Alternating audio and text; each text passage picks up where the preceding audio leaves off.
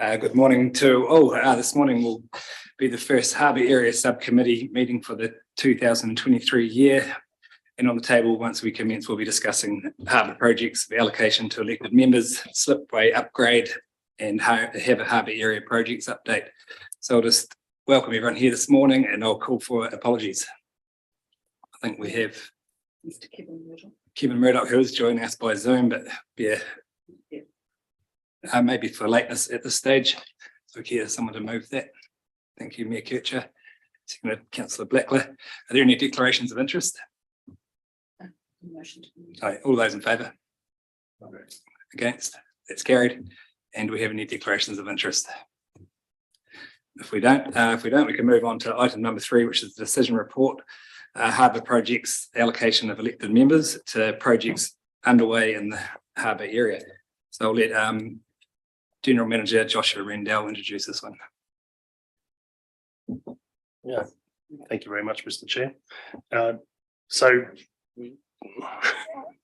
to enable effective delivery of the harbour projects, a project management framework was established that included the allocation of some harbour area committee members to project teams to enable some minor decisions to occur through the project life cycle as they came up, rather than needing us to come back to the harbour area committee as a whole. Obviously, we've had a recent election.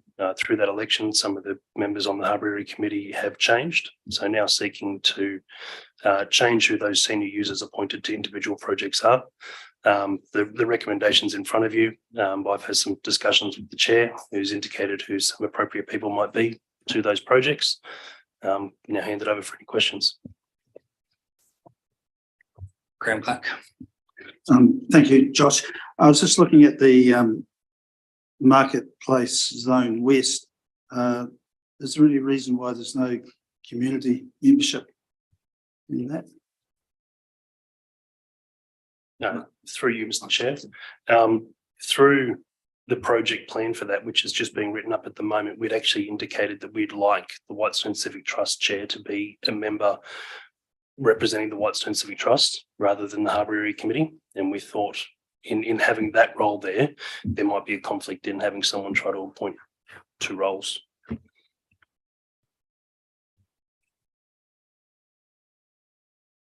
Is there any other questions around the appointments? George? Do you want a hand on the car park ceiling for the Penguin Colony car park? I'll be happy to assist.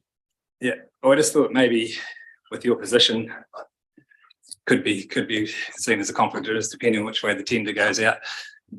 But yeah, that's good. Yeah. Well, if everyone is happy with the roles that are on there, or not happy, or if there is any other last minute change around that you think you should be on, give you the opportunity now. Okay, is anyone? Oh, sorry, Graham. So can it be noted somewhere that the Whitestone Civic Trust are part of that group? Yes, yeah, we can get part of you're seeking an opinion. Marketplace Zone West.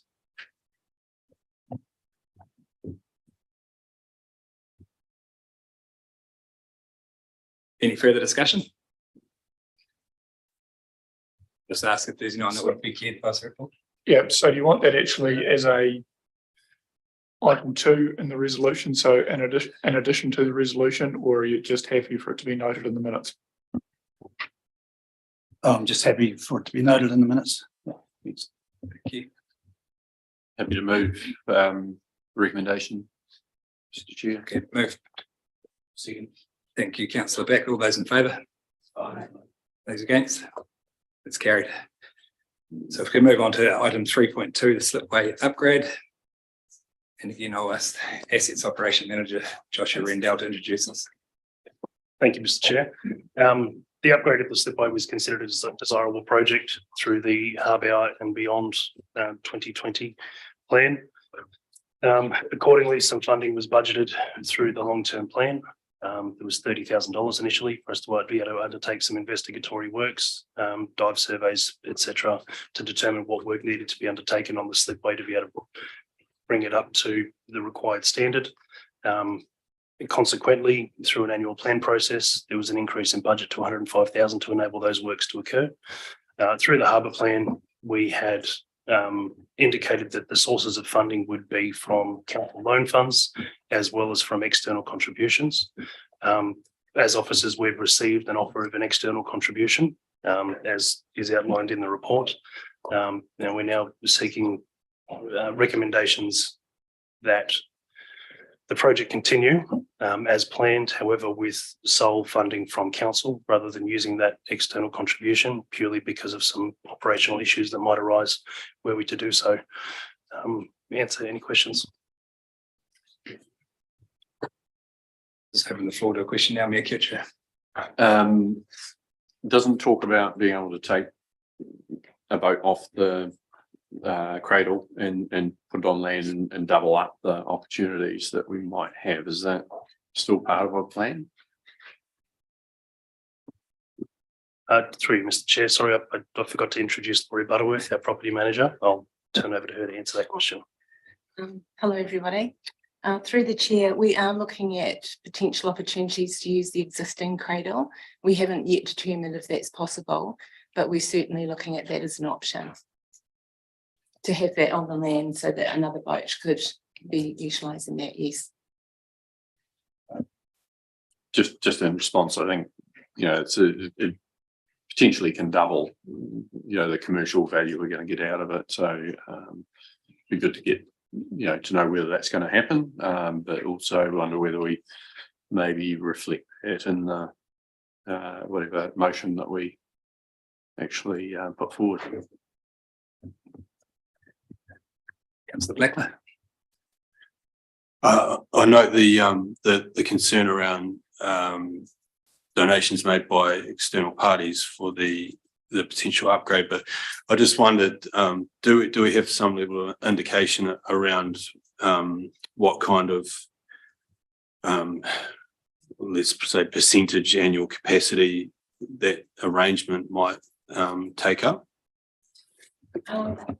We just wanted to be clear, sorry, through the chair, we wanted to be clear also that it wasn't a donation, it was actually a partial funding opportunity. So there was stipulations, and this is what we foresee as a risk of exclusive use to pay back the funding over a certain time.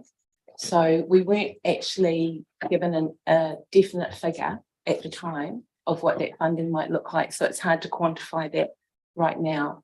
But that was the risk around the funding, that there would be a payback attached to that through a contract. And that was our main concern, that we would lose control and we would not be able to release the full commercial benefit of that site by having that exclusive use through a certain time frame. Thank you. Councillor Ryan. Through the chair, is there any note that says the fees would be reviewed, but is there any indication how much they would increase by? Just wary of pricing out the locals while there's opportunities obviously to get bigger boats coming in. Yeah, is there any indication how much they would? Thank you. Yes, through the chair, we did do some analysis, and this is just purely based on the existing use. But the sort of costings at the moment would be approximately $11.50 per month, including our outgoings. So we would look to increase at the moment from $275 in and out and approximately $55 per day, which would cover that. And we haven't taken into consideration the increase of usage by having the 20-tonne capacity. So we're hoping that above and beyond that, there will be commercial revenue gained from that. And there are some other comparisons in the report to other areas of what they charge and use as well. But I'll move to, do you have a question, Graham? George. Consider the fees. You want to keep it for local people.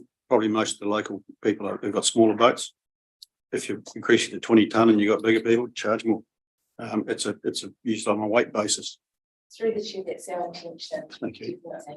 If not, we want to release the commercial opportunity for larger boats. We're looking at changes in age ratio.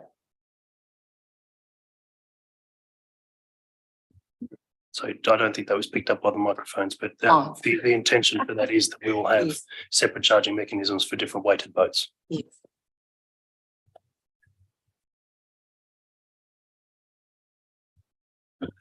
Thanks, Jimmy. I just wanted to comment further around the potential arrangement with external parties, and I think you know, we talk as a community about wanting to work together and form trusted partnerships and so forth. And I think based on the information I've received just now, I don't actually think we have enough detail around what that arrangement might look like for us to make an informed opinion with respect. Yeah. Through the chair, you're referring to the contribution factor. I think from the conversations that we've had, the stipulations around the contribution were the requirement for exclusive use to pay back the fund, the contribution, sorry. Not shared. Well, it would be shared, but this is the grey area that we feel gives us this lack of control. We would have obviously looked to enter into a contract with the person that was wanting to contribute. But I think we felt like there was a risk with that potential to, as I said, to be limited to unlock the full commercial. And I think if there was more exclusive use by one particular vessel, any other larger vessels that might be coming from the likes of Timaru it might not fit in with their potential requirements, and they might pre-book for the year ahead in Christchurch or other areas that have the higher load capacity. So I think just overall, we felt like it would limit and also potentially limit any future development of the site that we might want to look into if we locked into a contract to pay back the funding. I think if it was a donation, it would be a much easier process because it would just be a donation that we wouldn't have to pay back in any form. But unfortunately, it's not a donation. Yeah. So for clarification, the private individual is looking for priority use for the vessel, so they'd have first rights of use, as well as no fees associated with them using the slip at all until, well, there's actually no given time frame on it, so I may actually continue on into more than their donation, or donation has been repaid. Thank you. Let's move to Mia Kircher now. Yeah, I was just going to basically say what Josh just said. You know, from the reading of it, it's basically rather than being in like a donation, it's more like a prepayment that comes with actually obligations on us around that prioritisation. Yeah, we are going to either way, we're going to be investing a reasonable amount of money in this, and we need to run it more commercially than what we have in the past. And later today, we're having an annual plan workshop. We're looking at some major challenges around our financing and things like some of the costs, some of the fees in the harbour around moorings and so forth. There's a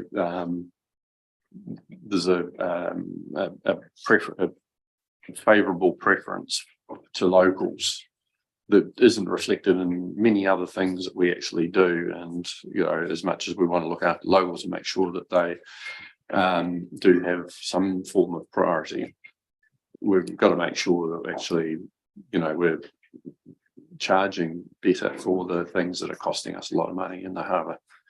And its safety overall costs us a lot. There's great opportunities to get some good cost recovery through the fees and on the slipway, and we need to maximise that. So yeah, just when you're if you're ready to take a motion, Mr. Chair, I'm happy to move. Yes. So the recommendations as they are, but with the number 3 added, requests that officers investigate the option to have a fixed cradle on land to accommodate the second vessel. Just want that to be more, you know, to be specified in there, so that, you know, we are aiming to open the opportunity to even more people. Is everyone clear on the motion, and do I call for a seconder? I'll second. Seconded. Thank you, George Coucher. So just to make it clear, that the recommendation moved that the council endorses the approach outlined by officers to upgrade the slipway to a 20-ton rating through the use of the budget of 105,000 funded by a loan. I'll just, do you want me to move them individually or at once? We've moved them all at once. So I'm moving. One. Moving all of them, but you can decide whether you put them individually or Okay, or I'll not, move them once. depending on whether, obviously, whether the people have any discussion on them. And 2, instructs officers to amend and increase associated fees and charges in completion of the upgrade to assist in servicing both the operational costs and the loan for the capital improvements. And 3, looking at the fixed cradle for being able to remove the boats in between. So if everyone's clear on that, is there any discussion on that? Graham? Kevin Murdoch, obviously can't be here, but he's obviously been part of the discussions and he's happy. I mean, he knows the harbour more than anybody. Yes, and he was very happy with the report and the approach and agreed with the level of risk of entering into any sort of private contribution. And we have also discussed with Kevin looking at options, as the Mayor has raised, about using the existing cradle on land. Thank you. And do you want to add to that, Josh? Okay, with that. Okay, so the motion is on the table. All those in favour? Against? And that's carried. Thank you, Laurie, for that paper. Yeah, thank you. We're going to move on to the memorandum reports. Item 4.1, Harbour Area Project Updates.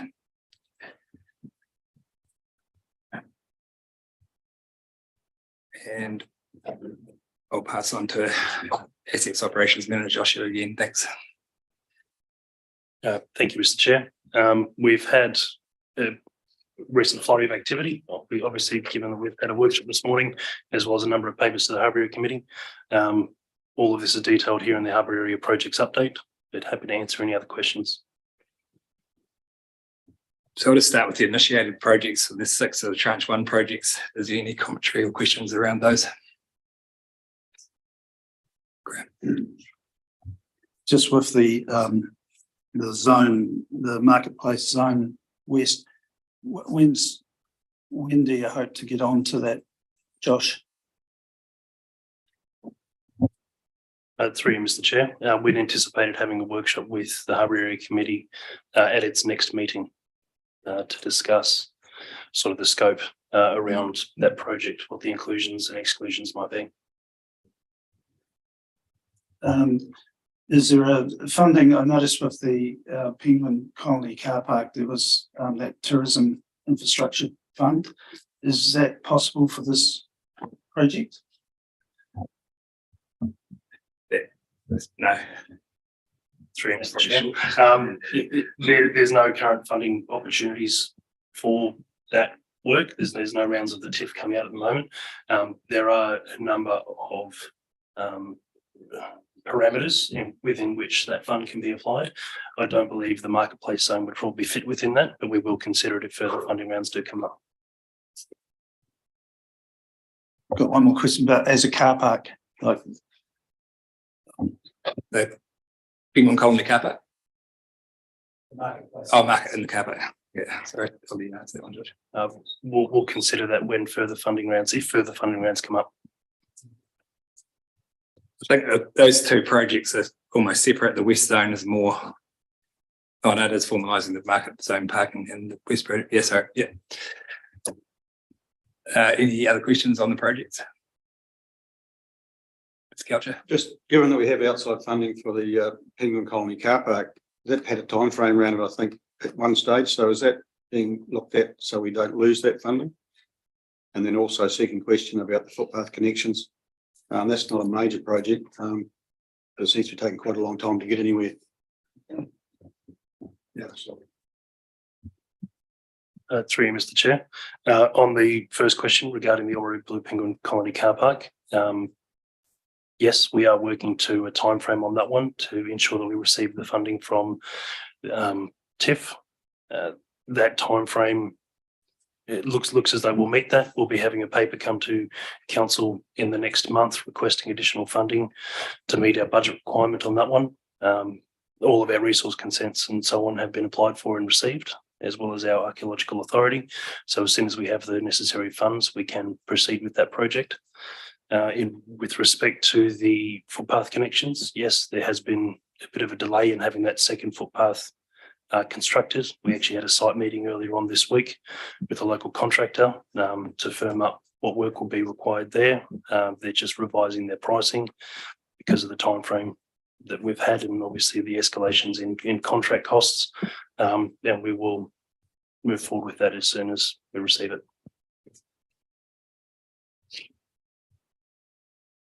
Thank you. If there's no more questions around those projects, the projects yet to be initiated, there's some budgets for the tranche 1 delivery program as formalising the parking in the market zone, and that project will be formalised following the completion of Market Zone West.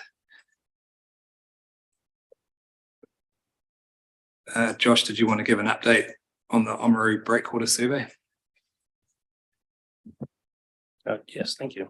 Through Mr. Chair, obviously we have undertaken an aerial survey recently of the breakwater. We're doing them fairly regularly to determine how much rock has been removed from the breakwater due to seas and other aspects. 280 cubic metres of rock has been lost since the completion of the previous rock armouring campaign in 2021, which is a fantastic outcome.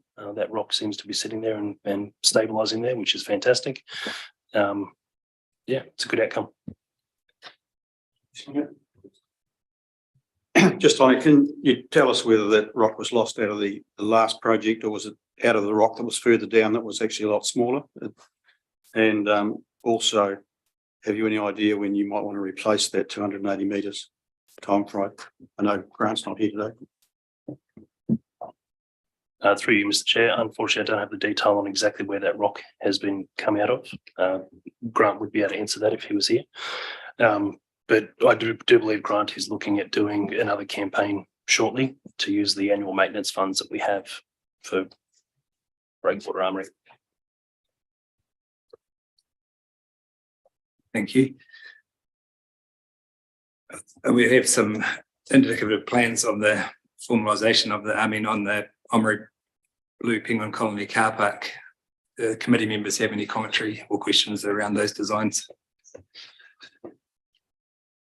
Mr. Clark. The plans look good, excuse me. I was going to ask some years ago, as part of this project, it could be we put infrastructure in for lighting up the quarry.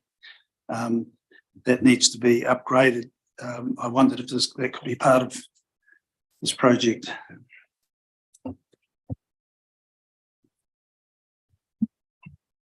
Through you, Mr. Chair. Consideration could be made to that. There would be some additional costs, obviously.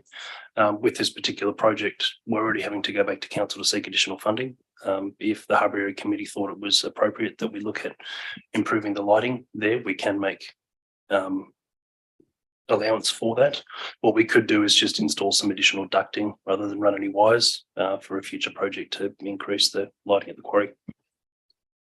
The wiring's already in there. It's just a matter of replacing 4 light fittings, basically. So they're currently not working the lights that are originally there. Okay. So yeah, you just need to put in some protective covering on the lights because they were just basically open to the quarry face and damaged. So the lights are all sitting there, they're just not functioning. Through you, Mr. Chair, that just sounds like a maintenance issue that I can have addressed outside of this project. Thank you. Do we have any more questions from committee members? Councillor Blackcliff. Just regarding the parking area information we've received in the appendix here. Yeah, I understand there's been a bit of feedback provided to Grant offline about various details. Will that be reflected in the final plan that comes to council? Through you, Mr. Chair.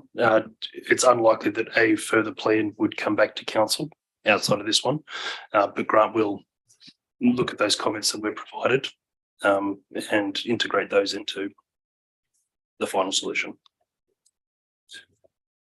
Thank you. And we're coming to the end of the time for our allocated slot this morning. So I'll just take one more question from Kutcher. Hopefully very quick. Just with the lighting, I haven't noticed whether there's any detail in there, but yeah, just understanding the light sensitivity side of things and so forth. It's obviously the lights are needed when there's cars coming and going during the penguin viewing and possibly for the people parking there for the restaurant, but whether there's an ability to have them switched off after you know the activity has happened. Yeah, want to make it sure it's safe, but then yeah, when it's not being needed, that the dark skies kind of thing is respected there. I just, as a representative on the project, I just open any invitation to all committee members for any feedback further from now. I'll be liaising with property manager Grant Roads. So if there's any concerns or extras that we have along the way, I'll keep you informed and welcome to share those with me.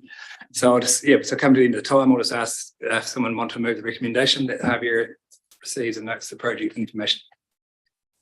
Move Councillor Clark, Community Member Clark, seconded Councillor Ryan. Thank you very much. All those in favour of that motion, recommendation? Against? It's carried, and that brings us to the end of the meeting. Thanks for attending today.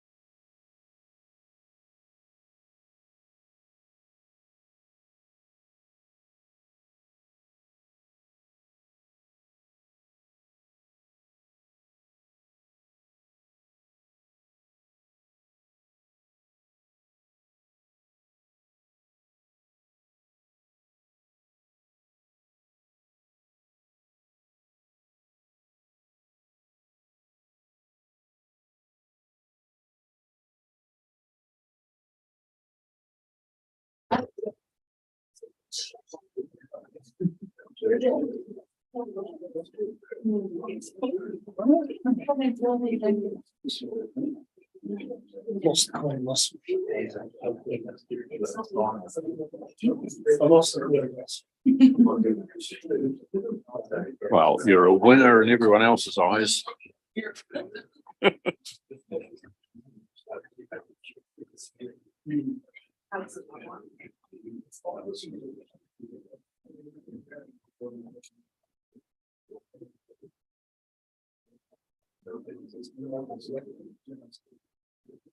Good morning, Mr. CE. Can you hear me? Yeah, I can hear you. Thank you.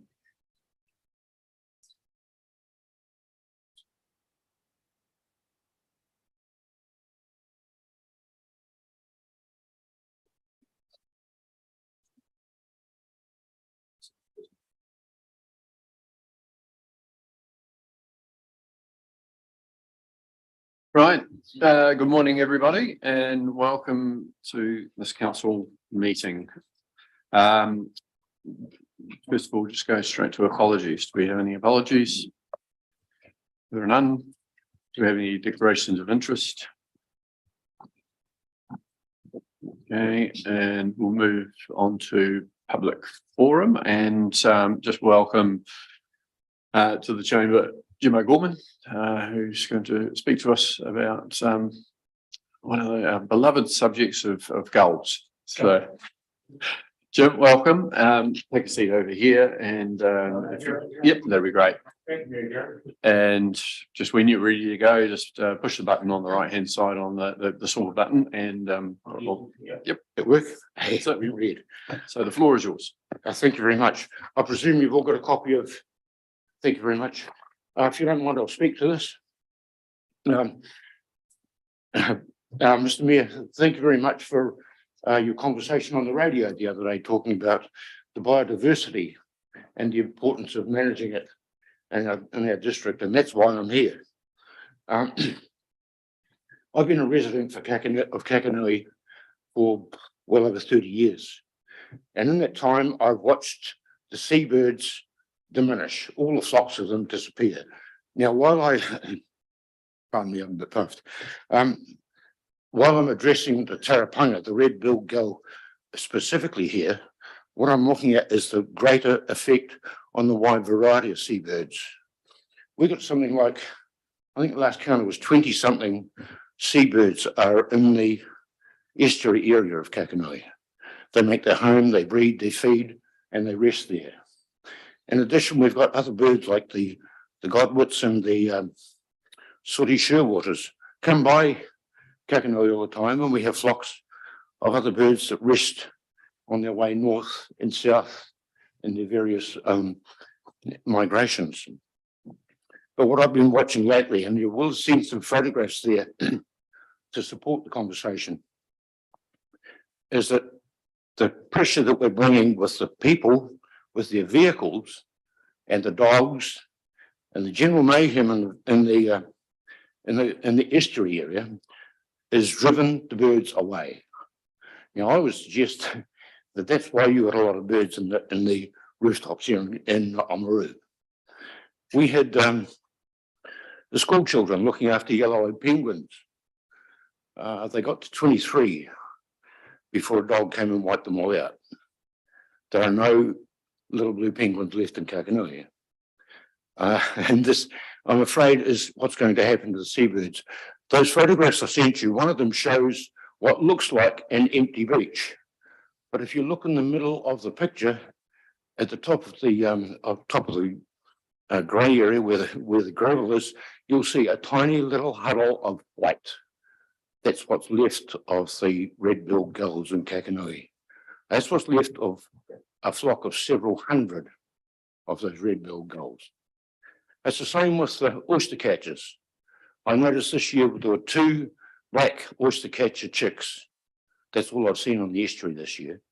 Usually there are all sorts of other things like pied oyster catchers, Caspian terns, which the southern area of Kakanui is known for. No, they disappeared. Same with the, we had a I'm just trying to think of the damn things, the ones with the yellow head, kidnappers, doesn't matter. We had some of those around. We had a kotuku, we had grey herons. They've all gone. They just can't stand the pressure. Now, what happens, folks, is that people turn up to run their dogs. They open the car doors and 3 or 4 dogs pour out of the car and are encouraged to chase the birds. Then people come down on their motorbikes or their trail bikes, chasing the birds. People turn up to go whitebaiting, chasing the birds. Now, in the 1990s, until the 1990s, that area was closed off. There was no access until these wonderful vehicles like the MU and the Surf 4-wheel drives suddenly became popular. And in that sense, they could immediately access their way onto the spit of the Kakanui. Now, I'm not asking for anywhere else, although I believe there should be protection for the Kakanui estuary side of the estuary on the northern area there, right up past the bridge, because all of that land is under the administration of the LINZ, Land Information New Zealand. They run the whole area. Now, they are very happy for us to have a nature preserve in there, which is exactly what we tried to do with the planting of the extensive plantings on the north side. As you go from the end of the spit up towards the bridge, there were a group of us in the mid-1990s planted that out in native trees in order to try and protect those various animals and birds that we had on the estuary. But that's pretty much become a bit of a problem now. There's nothing there. And it raises an interesting issue with the folks who are trying to put traps there to trap the vermin. The vermin are there, but the birds aren't. The birds they're trying to protect have all gone away. The very thing they're trying to do isn't happening. Now, all I'm asking the council to do is investigate the possibility of putting that barrier back at the end of Cobblestone Road. Now, I know a lot of people want to have pressure and say, we have a right to come here and swim and fish and all the rest of it. We're saying, yep, you have. But please put your car somewhere else and walk to the spit. Now, it's no different to a lot of other places. Campbell's Bay, you've got to park and walk. All Day Bay, you've got to park and walk. Friendly Bay, you've got to park and walk. And even in Dunedin, if you go to Outram Glen, you've got to park and walk. You can't just access the river. So it's not as though it's an unusual thing, and it's not as though it's new. We're asking the people to readopt what was there before. And personally, I don't really like seagulls. They scream, they yell, they carry on at you, and they hang around your head, screaming and yelling and carrying on. And no matter what you do, you can't get rid of them. But they are a native species and they do belong there. What's happening is we're pushing these animals out into an area that they don't belong. And they're trying desperately to tell us that their homeland is where they want to be. And that little corner of the space, which is about 50 metres wide and only a couple of 100 metres long, and it's straight gravel, is not as though it's of any real use to anybody. But I'm saying it can be. We could turn Kakanui into what we call Twitcher Town. If you know what twitchers are, they're an English version of go look at the birds. They're almost like train spotting with binoculars. But they love it. And Kakanui in particular has a very large range of our native seabirds, a very large range indeed, and some of which aren't seen very often. Now, I'm just going to leave it over to the council. I believe you've got the people and the administration here that can do something about it. And I'd like to see something done fairly soon before the rest of those birds suffer the same fate as the little blue penguins. Thank you, Mr. Chairman, Mr. Mayor, councillors. I've got nothing further to say. Thank you. Thanks, Jim. I think we've got 1 or 2 questions. Councillor Holding. Thanks for your presentation. Sorry, Jim, can you just turn your microphone off while Thank you. Yep. another one's on? Yeah. A quick comment. I'll first acknowledge some of the biodiversity work that's happening out there on behalf of the locals. It's looking good, and some of the projects that they have done, the planting and trappings of bits and pieces. It's come a long way. It's quite a nice seaside village at the moment. A couple of questions. You did highlight it is quite a divided opinion out there sometimes about recreational balance and that sort of thing. Have you taken this to the Kakanui Ratepayers Association, and what were their thoughts? And if allowed, I had a quick question for Dr. Agnew while she's here, if that's allowed, just around the monitoring of biodiversity in that area. Is it happening on dock, or do we know the extent of plans and birds and that sort of thing out there? And yeah, I'll leave it there if that's right. So Jim, what was the first question? Oh, yeah. Oh, yeah. Have you taken this presentation? Have you taken this presentation to the Kakanui Ratepayers Association? And I wonder what the. I have no contact against it. Oh, you don't? Okay. Yeah. I have absolutely no objection. Yeah. Okay, thank you. And we'll just ask Dr. Agnew just to respond to the second question. Thanks very much, Philippa. Sorry, I'll beg your pardon. No, you're right. Formally, I don't believe there is any monitoring happening out there, but there's a citizen science, basically a website called eBird, where people can go and lodge their sightings of birds. And so if you look on that site, you can see the wide variety of species that the public are picking up in that space. Yeah. Councillor Hopkins. Oh, just very quickly, Philippa, Mr. O'Gorman has suggested that we ask you to do a study on the matter. You're looking after tourism Waitaki at the moment and the penguin colony. Would you be able to do this, or if you couldn't, do you know somebody who could? Yeah, you're right. Right now I am very busy, but potentially when in the next breeding season, I could help out a bit more, but also you could pull in some of the citizen science work, doc. I could easily talk to them to see what they think about potential monitoring. But as Jim said, it's the thing is when there's constant disturbance, there's not going to be a lot of birds settling in that space.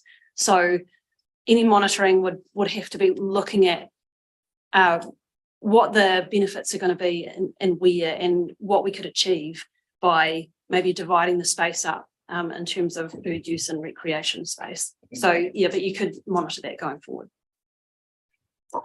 Thank you. And Councillor Blackler. Okay, it's been covered. Right. Oh, thank you very much, both of you. And Jim, thank you for taking the initiative to come and speak to us on this. We will need to discuss what our next steps might be around exactly what could happen and what the process would need to be for that, and including community consultation and so forth. So we'll see how we get on with that. But yeah, thank you for your concern for our wildlife, and appreciate you coming in. Thank you, Mayor Kirchner. I appreciate your time, and I appreciate the council for considering this and taking a step we can take it further. I guess this is the first salvo, if you wouldn't mind. Okay, thank you very much. Thank you. Okay, councillors, we'll go now to item 4.1, public minutes from the additional council meeting that we held on the 20th of December. Confirmation makers. Thank you, Councillor Hopkins. Someone to second those? Councillor Cowles, thank you. Any comments? Put it. Those in favour say aye. Aye. And against? That's carried. Thank you. Moving to item 5.1 now, council submission on the Natural and Built Environment Bill and the Spatial Planning Bill. Exciting stuff. And I'm just going to pass this over to Roger Cook, Group Manager for Heritage, Environment and Regulatory, and to Victoria Vanderspeck, who I think wrote the submission. So Roger, first. Thank you, Matt Kitcher. Good morning, councillors. I understand that Victoria Vanderspeck and David Campbell have spent a number of hours working through this with councillors. It has been available in the review room and they've received various feedback, and it has been refined down to where we are now. And invite Victoria to speak to it. Good morning, councillors. So I guess the lens we've taken with looking at this bill is looking at what are the implications for Waitaki, what are the issues and the risks that we foresee in the legislation. So we've got a summary of our key points within the council paper. So I don't think I really need to reiterate those at this point, but happy to take questions on anything anyone might have. Thank you. Thank you very much. Councillors, questions or comments? Councillor Hopkins. Victoria, look, thank you very much. I think we've done a very comprehensive submission. And I apologise for not picking this up earlier, but I noticed in the letter that we've sent to the committee that we say on page 20 of our agenda, page 2 of the letter, that in Harbour Street we have one of the few intact Victorian streets left in the world, and Oamaru Harbour is New Zealand's only surviving authentic Victorian Edwardian deep water port. I just wonder if we're slightly overstating the case in both instances. It may well be true that it's one of the few intact Victorian streets in the country, but I mean, there are entire cities in Europe that are essentially still Victorian. And as for the authentic Victorian Edwardian deep water port, it's hard to argue. Well, Holmes Wharf and the breakwater would stand as Victorian constructions. There are other similar constructions in other ports and harbours around the country. I mean, I'm familiar with Littleton for the sake of argument, where most of the infrastructure would be Victorian as well. So I'm just wondering whether that's slightly overstated. Couple of other questions. On page 25, we talk about Oranga Te Ao, I think, and I'm wondering if we couldn't ask them to define it, because they Oranga o te taio, I should say, and it does seem to me to be important that some of these things are defined. Equally, I would like to see us actually addressing this issue of private cost for public goods, which was discussed at the workshop the other day, and which the bills still don't address.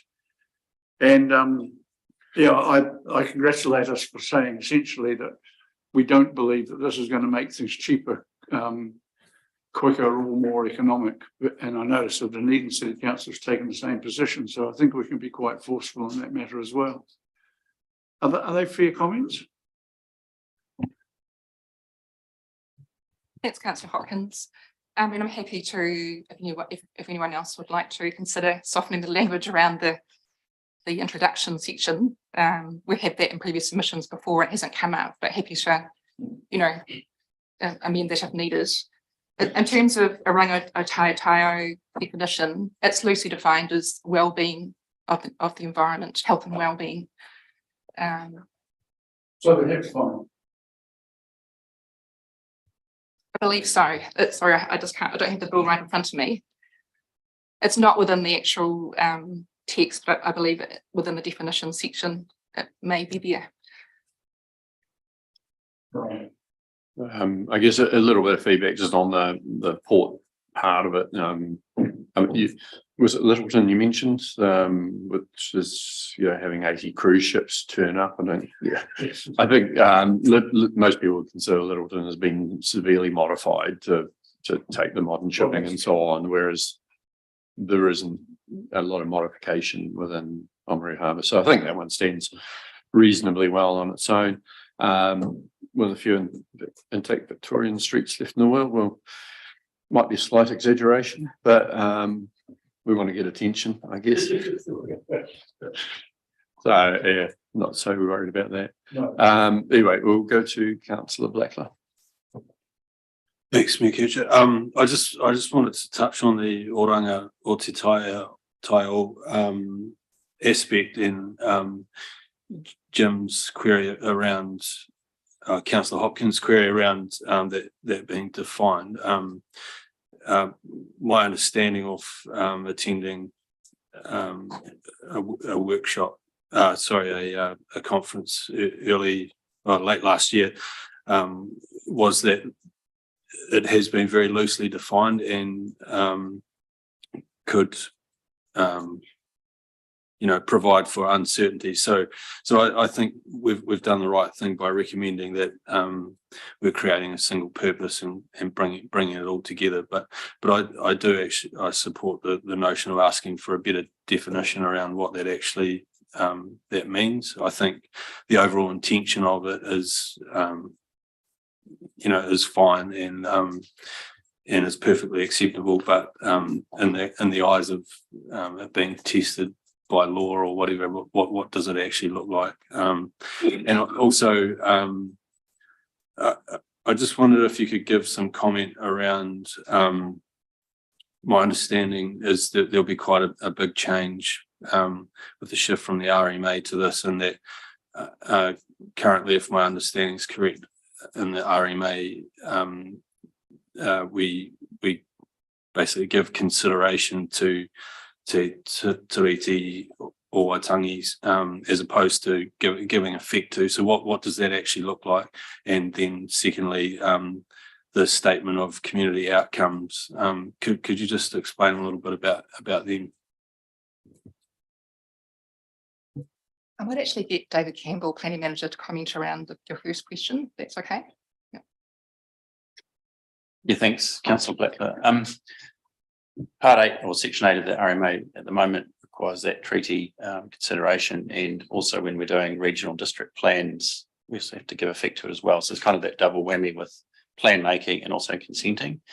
I guess this is kind of knitting it all together and saying there's kind of that one regional planning entity with the iwi involvement in the planning committee. So we'll have a bit more direct influence by having those members on that committee. So it'll probably strengthen it in that regard. Some councils, particularly regional councils, have brought in iwi commissioners as part of their plan making process. So just being a bit more deliberate about it. This is actually requiring it through those committees at that early stage, which is kind of the key difference. Just secondly, the statement of community outcomes came about through the local government steering group. It was a group set up in response to the first round of consultation on this, which included elected members, and the CEO of Queenstown Lakes District Council was on that.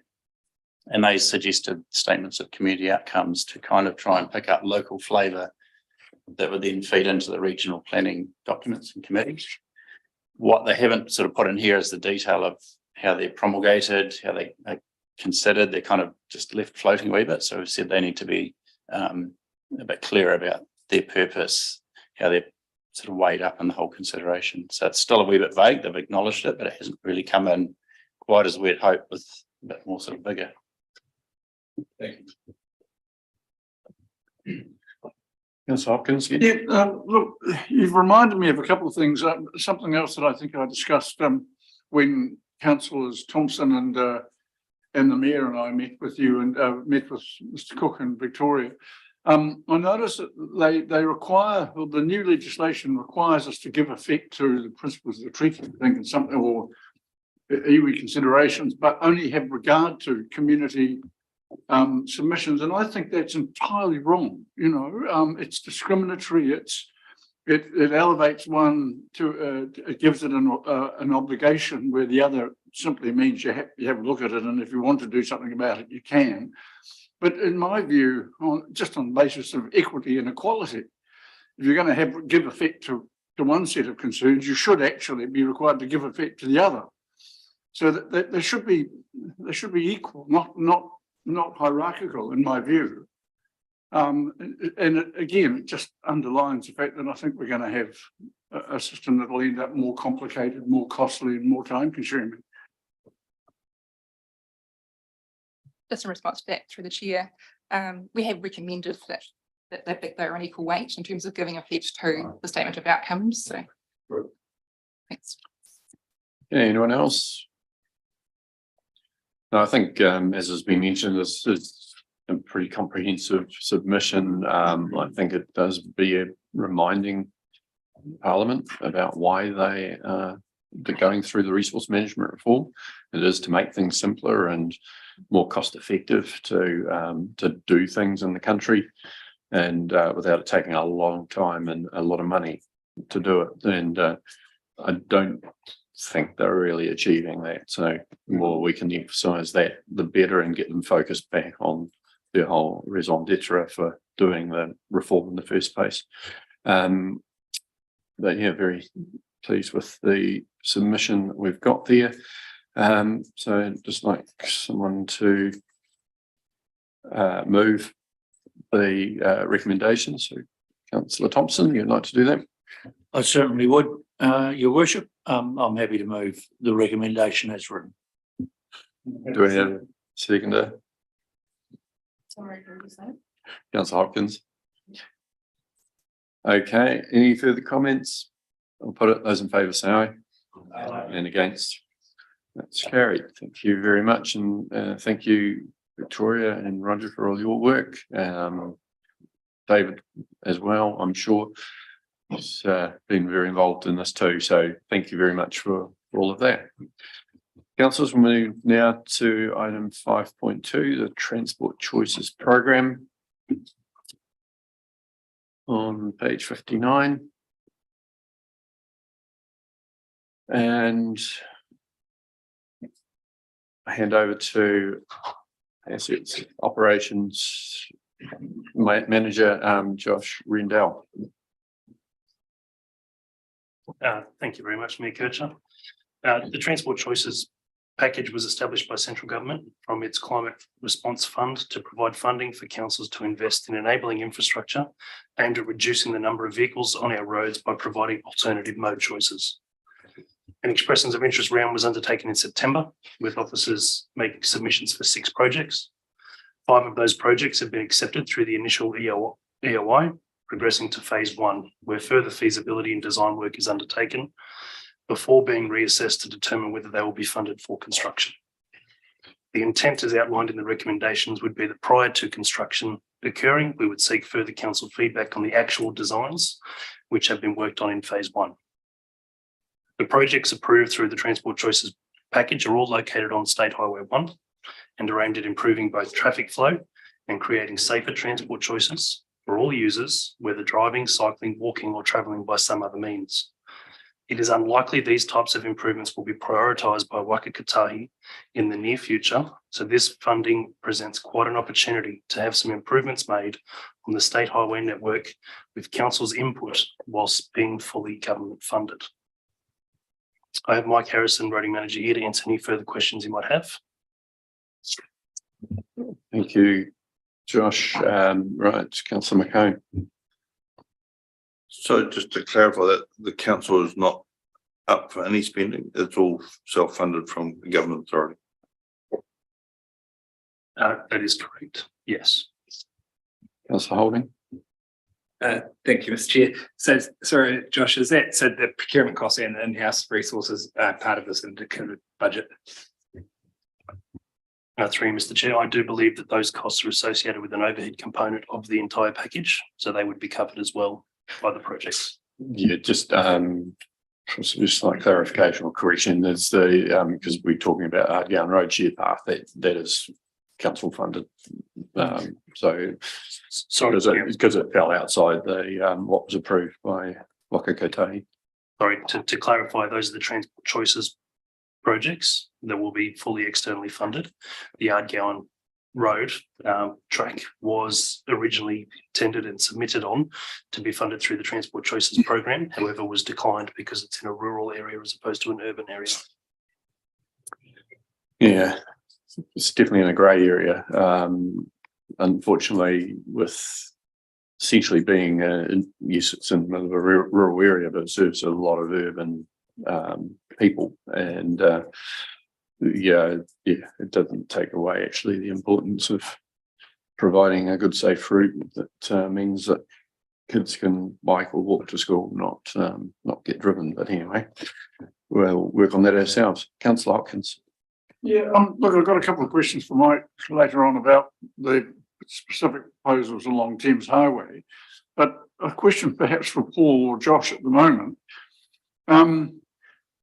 I noticed, please don't misunderstand me, I think the Ardgowan Cycleway is a very important project. Indeed, it was the one that we placed most importance on, and yet the one that the government's generous funders turned down completely. Question number one, at 187,000 is going to come from loans. Where will that debt sit? And question number two, is it appropriate to use a depreciation rate for footpaths to build a cycle track that hasn't existed previously? It does seem to me to be a bit of a stretch in terms of applying that use to that fund. So I wonder, Paul, if you have a comment on that, please. Looks like Mike's ready to answer, so I'll let him go first. Mr. Harrison. Good morning, councillors. Yes, what we're saying is we can put into the total budget the depreciation that we would get, because the footpath on the north end of Oamaru on the State Highway is actually owned by council. So we're using that for the depreciation from that footpath because we're renewing it as part of the total funding, and therefore we've got money that we can use to Ardgowan Cycleway. We're not using it directly, but it is a stretch. I'll acknowledge that. So we're going to be renewing the footpath out the north end as part of sharing that particular path and allowing cycling and foot traffic on there. So the footpath will be renewed, but we've been collecting money to actually renew it with. We're not going to need it for that. So it's going to be used for the Ardgowan track instead. That's the proposal. Right. Okay. And thank goodness we've got the money to do it. But the principle still applies. How can you depreciate something that hasn't been built? I'm not saying, well, clearly it's a source, and clearly we've been relieved of an obligation to spend money somewhere else because the Crown is now proposing to fund the combined footpath cycleway down a length of Thames Street. Curiously incomplete, but anyway, so be it. The point is, the money could either go back to ratepayers or be used to fund other, or reduce the depreciation rate on footpaths more generally. So I still pose the question to the finance manager and perhaps the chief executive: is it an appropriate use of a footpath depreciation rate to fund a cycle track that is yet unconstructed? We haven't got the finance manager here, but I'll ask Mr. Hope to respond if he could. So,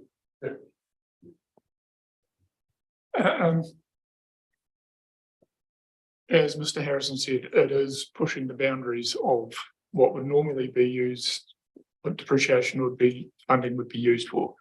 That's why it's coming to council as a potential funding source, rather than being used by officers as a renewal item, which is the general way we consider and approve the use of depreciation funds. I mean, it is, yes, it could, as a third party is funding the renewal of a footpath, it does present other opportunities in terms of, as you said, you could take the funding off in terms of 1 year rates, something like that. But then then you would need to look at how you would fund this development of Ardgowan Road, which would probably mean the whole thing is rate funded, which, and it still would all come out of the roading rate. And that was the other question you asked about, where does it come from? And footpaths are part of the roading rate, so are cycleways. So essentially it's coming from the same funding source. It's just a matter of timing. So in that sense, will the loan fund be district-wide? Will the loan be repaid district-wide, or will it be a ward loan fund? No, that would be, because cycleways are considered part of the roading network as our footpaths, so that would be part of the district-wide roading rate. Councillor Cowles. Yeah, look, I was just having a look here and look, a couple of comments. It's good to see that the plan work is in conjunction with another project, which is a good thing. But I do note on page 75 that the cost there says that it's $500,000, and on page 61, the project estimate has been revised to 300,000. Is that what the revision is? Is it from the 500 down to 300,000? I'm just wondering why there's two different prices there. Yeah, councillor, through the mayor, that is correct, yes. The initial budget was thrown up was 500,000. That was based on an area there where we thought we'd have to build some serious infrastructure. As we've gone through more detailed investigations on the ground, we realised that we don't have to go to that level. So that's what was the change. We got that validated then by having our contractor Whitestone just do a preliminary estimate or contract price on it. I also just sort of note later in the document that it says, you know, that during the risk that there perhaps is a risk that we may overrun and have to come back to council for some additional budget. What is the contingency and where we'll be looking to find that from should we overrun the budget? Through the chair, there won't be an overrun on budget. We'll have to make it work within that. There's no more money from the government, and we've got to treat that the same basis for council here. So we do have to make it work. And if there's a challenge out of that, then we'll be coming back to council around what we're going to do to make it work. Thank you. Councillor Blackler. Thank you. I just had a question, page 61, the reference to the shared project with the water main upgrade. Again, as Councillor Cowell said, I commend you on you know, making that all tie in together. I just had a query in relation to the district proposed, the draft district plan though, and what any potential zoning changes and so forth might have in terms of an impact on the planned works there around the water main and so forth, and has consideration been given to that in respect to capacity and such like? Through you, Mr. Chair. I dare say that the water team would have looked at what the potential zoning through the district plan would have been when designing that water main. And they'd be taking into account the future use of that water main. It is anticipated to be there for the next 100 years. So they have undertaken some population growth modelling and whatever else to determine what uses would be required on that water main and sized it appropriately. Councillor Hopkins. Yeah, look, just turning to the proposals on Thames Highway. I suppose I'd be interested in officers commenting on the fact, supposedly this isn't what we are now proposing is 3 more sets of traffic lights, 2 of which will involve 2 side roads and the main road, and an intersection that arguably, in my view, doesn't need traffic lights at all. But can anyone explain to me how on earth you deal with climate emergency by creating 3 more opportunities on the state highway for vehicles to stop, start, burn fuel inefficiently, contribute to higher emissions, and generally add to pollution and the discharge to air of contaminants that actually can encourage global warming? Second question, with regard to the proposed changes at Caledonian Road and Frome Street and the other one temporarily escapes me. There's a set of traffic lights there now, which I presume will disappear. We may not be paying the cost of these. We will pay if the community doesn't like it. And at this stage, I haven't seen what is actually proposed. Are we as councillors going to see this? Do we get a chance to sign it off, or is it something that the roading department does with Waka Kotahi and we just tag along for the ride and say it's got nothing to do with us? Mr. Chair, I'll start with an answer on those questions, then hand over to Mike if there's anything further that hasn't been answered.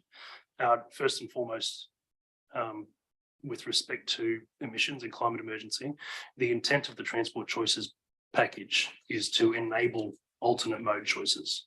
So there's a number of people through a number of the surveys that we've done recently that have indicated that they're not comfortable allowing their children to walk or cycle to school because of the state highway and the current difficulties in crossing the number of roads that are there.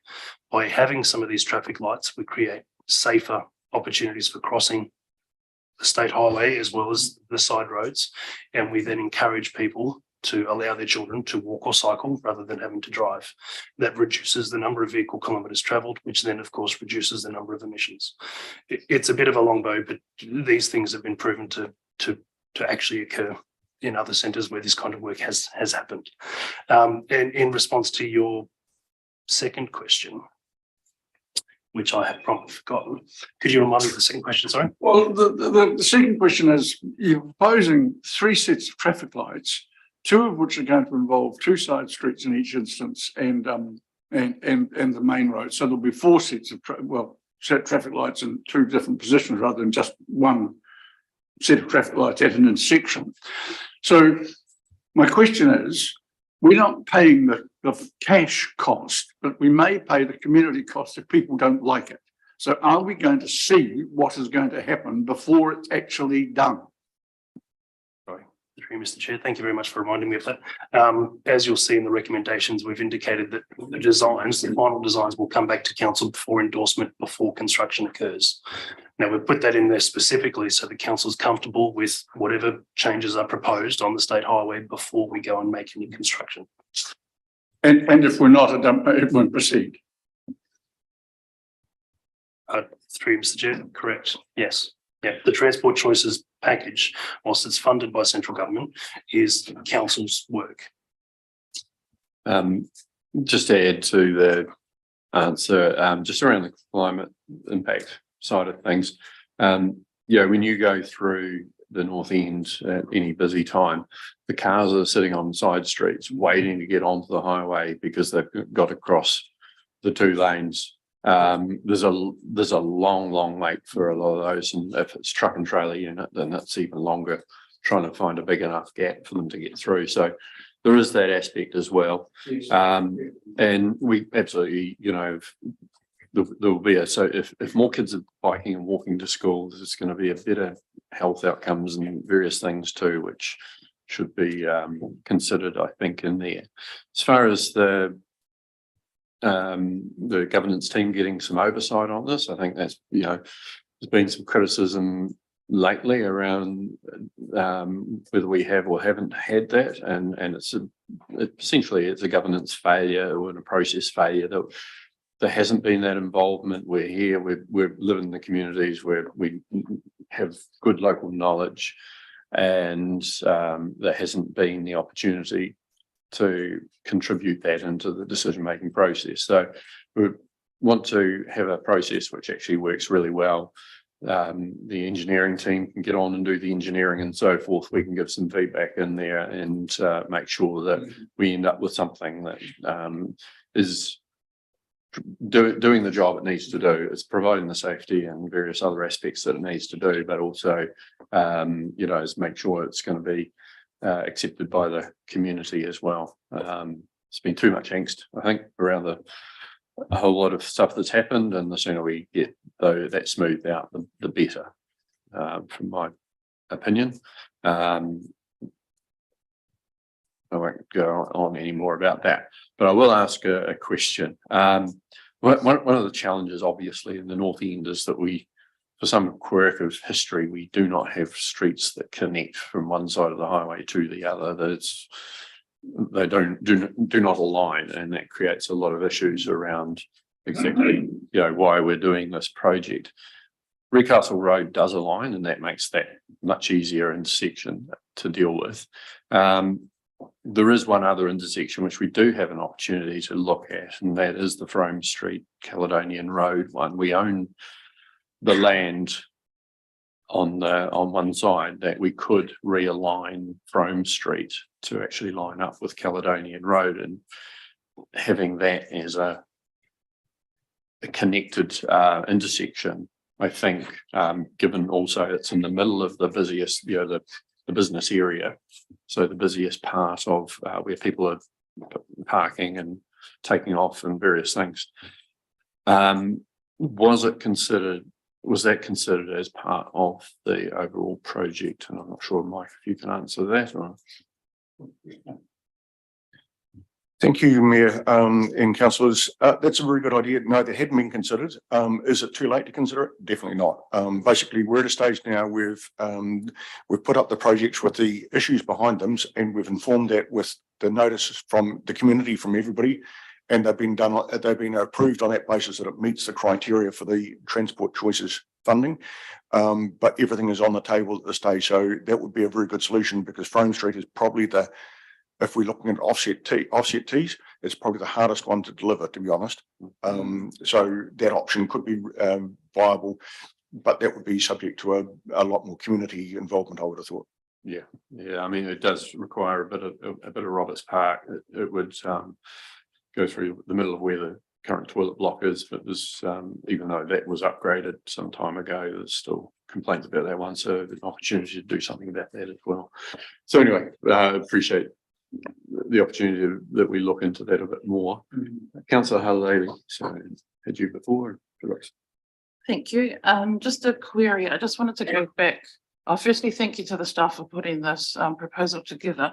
I think it's really exciting. I drive up the north end and back every day, and it's a real hassle, but it also shows the growth of our population, especially with all the schools and the kindergartens that are out there. So yeah, firstly, thank you for putting the proposal together. So I just wanted to confirm, so the 5.2 million is externally funded through that government funding. And then what we're asking for is in terms of the other recommendation that's been included is the 300,000 that'll be funded from us on this end. I just wanted to kind of quickly just re-clarify Councillor Hopkins' question around the depreciation use. Is that aligned with our financial policy settings? And if it doesn't, do we accept an exception to that current policy, just so it can be minuted if this goes ahead? I'm fully supportive. I just wanted to clarify that. Mr. Hope.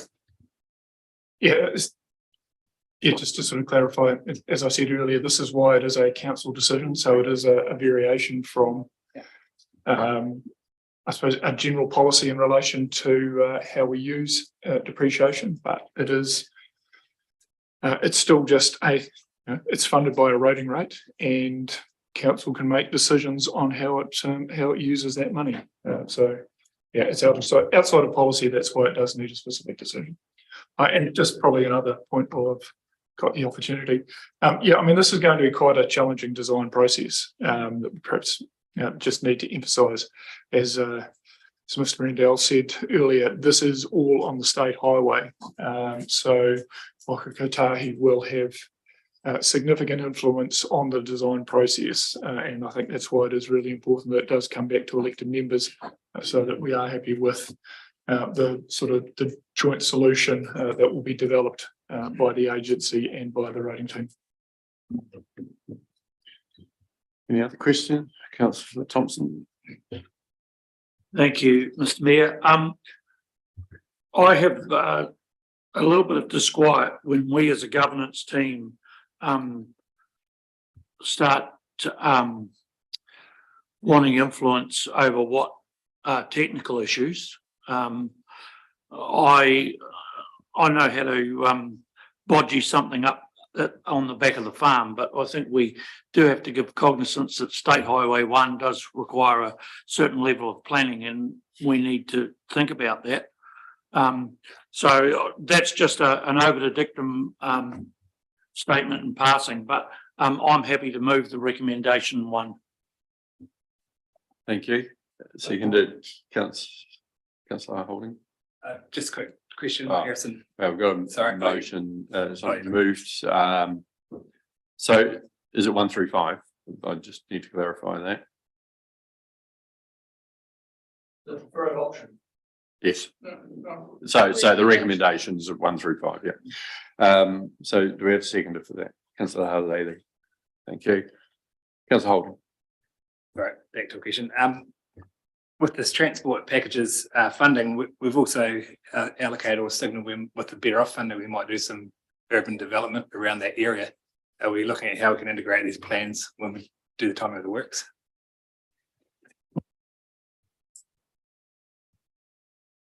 Excellent question.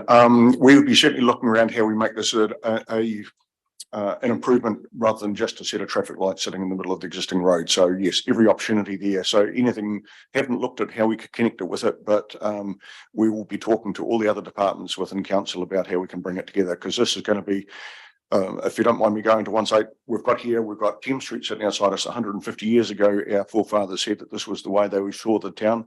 150 years later today, it's still working. We might have mucked with it a little bit, but it is still working.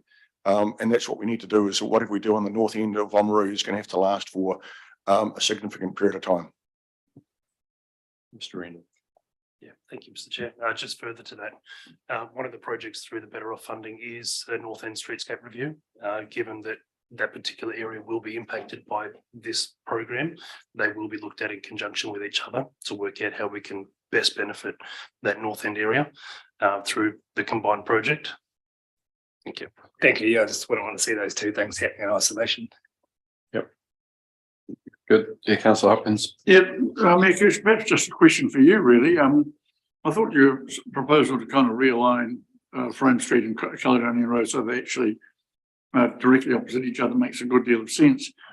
Would you want to specify road realignment as an option in that recommendation 5? I tend to disagree with Councillor Thompson that I think in this instance we can and should speak for the community and or suggest alternatives. But I'm just wondering if 5 read something like provide final design, blah, blah, blah, prior to construction, comma, including road realignment, something like that. Would you see that as necessary or not based on the conversation today? No, I'm very happy that staff have taken it on board and we'll look at that option. So without us needing to resolve accordingly.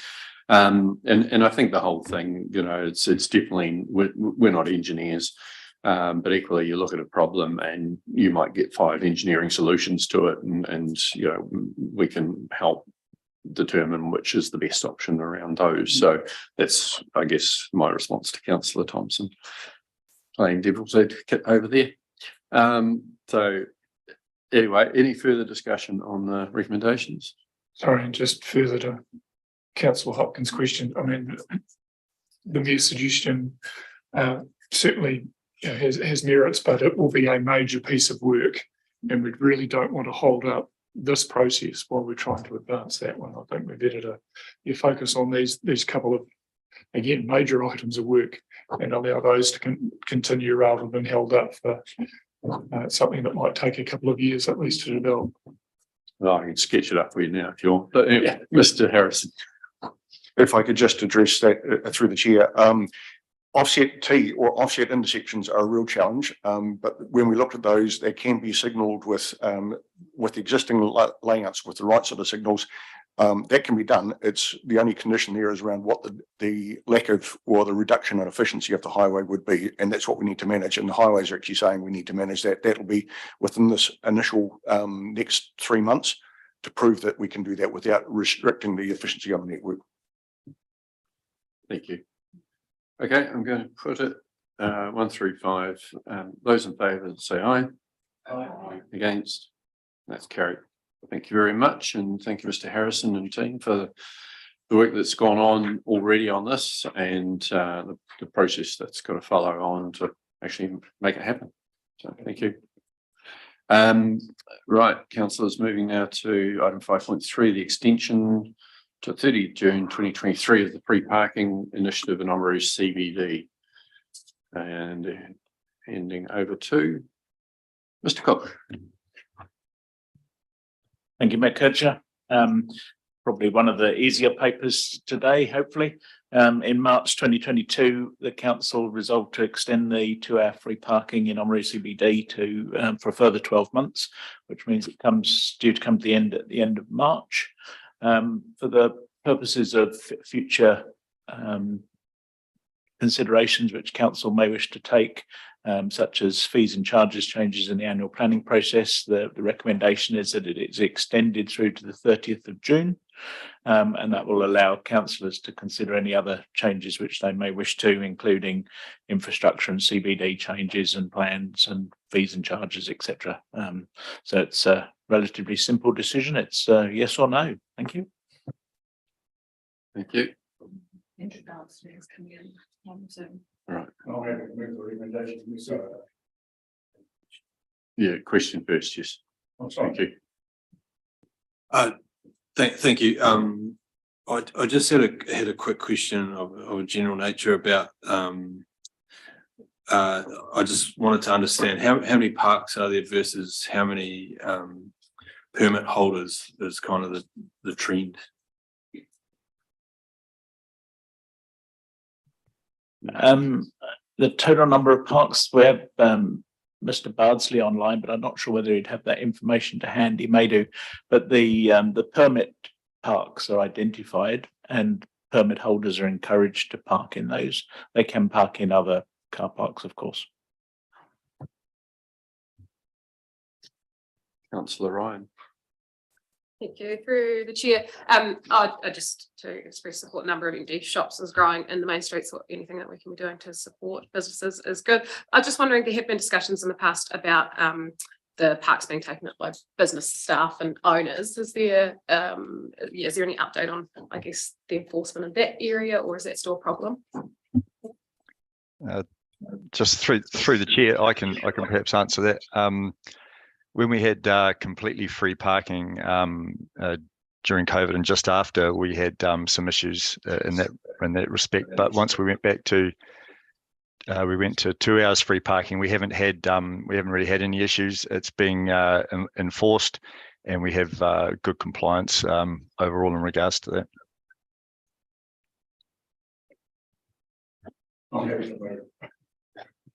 Okay, Councillor Hopkins removing that. And second, Councillor Linwood, thank you. I definitely want to make sure that we, as part of this time that we've got, that we do make some progress on looking at the long-term situation around the parking. I know there's also a whole CBD redevelopment and so forth going on, but I think we can look at the principles generally and look at, what approach we should be taking to car parking and metering and so forth. But that'll go outside, work outside of this particular decision here today. So any other comments? Put it. Those in favour say aye. Aye. And those against, that is carried. Thank you very much to Mr. Bardsley and Mr. Cook. And yeah, it's definitely something that I think is helpful to the shops. And yeah, I think again, as Councillor Ryan referred to, make sure that it's the parks are there for customers, because sometimes it's been very busy and there's very hard to find parks, and not totally sure that always that's only customers that are parking on the street. So anyway, we don't want to have these initiatives and then have the people we're trying to help actually cause a problem. We'll move into public excluded now. So Councillor Hopkins moving that, and Councillor Cowles second. Those in favour say aye. Against is carried. So thanks to those who have joined on the live stream and members of the public in the chamber. And with that, we'll just have a brief pause while we